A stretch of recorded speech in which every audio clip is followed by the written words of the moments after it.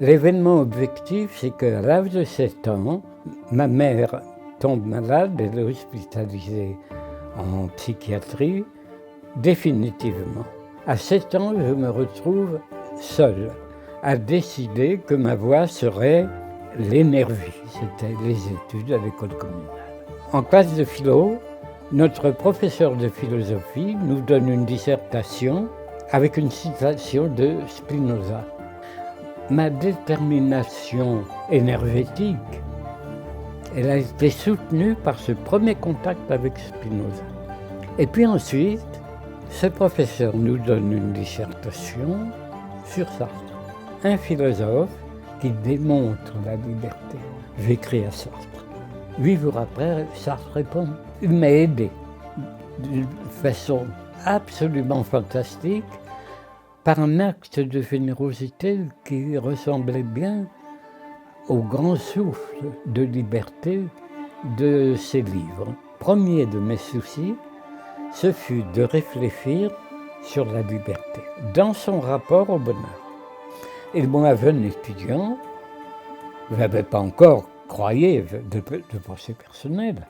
Je comparais les philosophes qui pouvaient m'être utiles et qui pouvaient travailler ma formation. Et puis après, peu à peu, je me suis aperçu que j'avais maintenant, moi, une fonction qu'aucun des deux n'avait remplie. C'est une philosophie qui soit à la fois une philosophie de liberté et une philosophie de la joie. Une philosophie du bonheur. Mais quel bonheur? Un bonheur tout autre. Et c'est ce que j'ai essayé de définir dans mes livres. Spinoza nous délivre de la croyance en Dieu.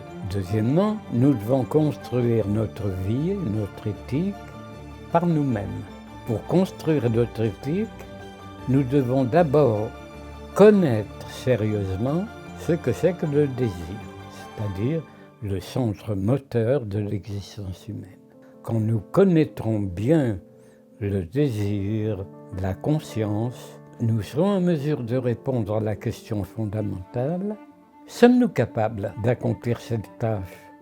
Trouver les moyens d'un vrai bonheur. Et ici vient la question de la liberté. Nous sommes non seulement désir de quelque chose d'autre, mais en même temps liberté, en sachant que liberté, c'est pas du tout faire ce qu'on veut, c'est de construire soi-même sa vie et sa raison d'être. Construire soi-même sa liberté. Si nous ne désirions rien, absolument rien, nous serions ou dans le sommeil absolu ou dans la mort. Un être humain, c'est un être à la fois intelligent et désirant. Donc, devant ce malheur qui nous frappe, premièrement, il ne faut pas se décourager. Deuxièmement, nous avons des forces. Troisièmement, nous en avons le pouvoir, nous sommes libres. Et liberté veut dire création, c'est la même chose, c'est la même idée. Créer, c'est aller au-delà. Et qu'est-ce que c'est aller au-delà? C'est être libre. Mais il y a tout ça dans l'homme. Il y a tout ça, c'est pas la peine de s'abandonner au désespoir. C'est pas la première maladie qu'on voit, c'est pas la première maladie qu'on guérit, c'est pas la première épidémie qu'on combat et qu'on vainc. Spinoza nous donne les bases de notre certitude quant à notre force. Il est indispensable. Il donne la sérénité. Et ensuite, il montre que sur cette sérénité, qui va se rendre capable de maîtriser les difficultés, à partir de cette sérénité, vont se former des armes de maîtrise et nous allons entrer dans un autre niveau de vie, le niveau de la joie. Alors Spinoza donne une épaisseur intelligente à tout ça. Spinoza nous dit, mais c'est vrai qu'il y a du déterminisme et des obstacles difficiles, parfois naturels, parfois humains, c'est vrai. Mais n'oubliez pas, vous avez et le désir et le pouvoir d'affronter ces difficultés. Et c'est le moment d'apporter une réponse à la question de savoir que fait-on devant une menace de mort.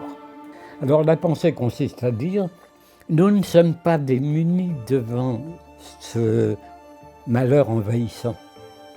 C'est pas un malheur irréductible, immensément plus fort que l'humanité tout entière pour les siècles des siècles, pas le moins du monde.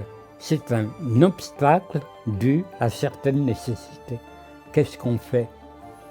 Premièrement, sérénité. Deuxièmement, connaissance de cause. C'est-à-dire, c'est ce que fait tout le monde. Après tout, l'humanité répond très bien. Cette attitude est une attitude courageuse, humaine. On va employer un mot bête, une attitude virile. Je pourrais dire plus intelligemment, une attitude spiritualiste.